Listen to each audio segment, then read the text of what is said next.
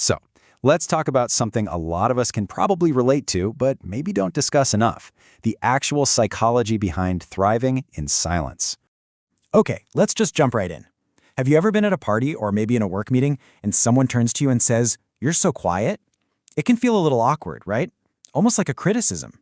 But what if it's not a flaw? What if it's actually a sign of something really powerful happening inside your head?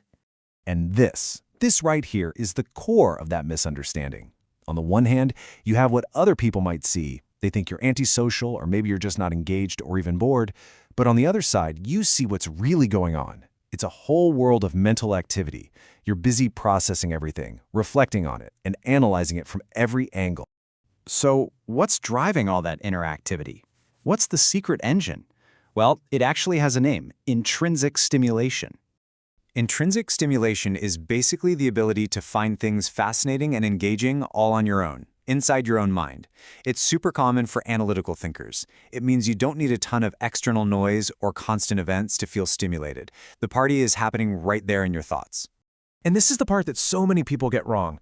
This quiet, internal focus, it's not about escaping from the world at all. In fact, it's the exact opposite. It's about engaging with the world on a much, much deeper level by really taking the time to understand it.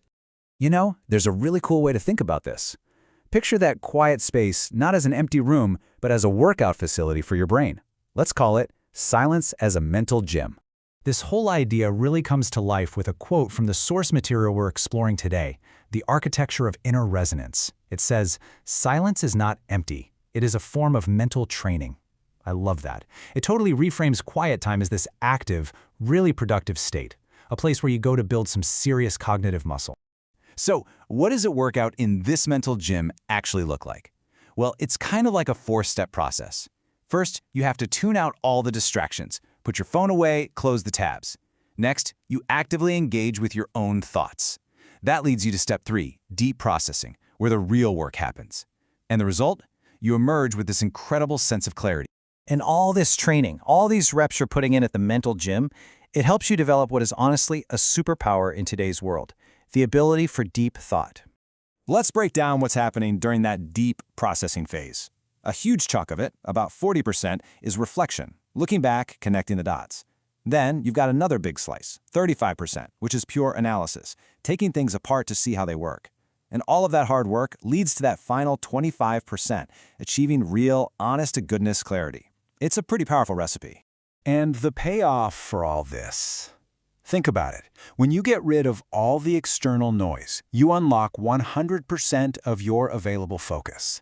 Not 80%, not 90%, all of it. Your entire mental bandwidth can be pointed at one thing. And that is the space where the magic happens. With that kind of focus, that's where really complex problems finally get untangled. It's where those brilliant, creative, out-of-the-box ideas are born. Okay, so let's zoom out for a second. Why does any of this matter? And more importantly, why does it matter for everyone, not just the people who see themselves as quiet types? So, if you take anything away from this, let it be these key points. First, silence is not empty. It's a workspace. Second, that ability for intrinsic stimulation, that's a massive cognitive strength, not some kind of social weakness. Third, carving out that quiet time is absolutely essential for deep thinking. And finally, just understanding this stuff helps all of us better appreciate the incredible analytical and creative minds we have around us. And so I want to leave you with one final question to think about. The next time you find yourself in a moment of silence, instead of automatically reaching for your phone or some other distraction, just pause and ask yourself, what great idea is waiting for me in the quiet?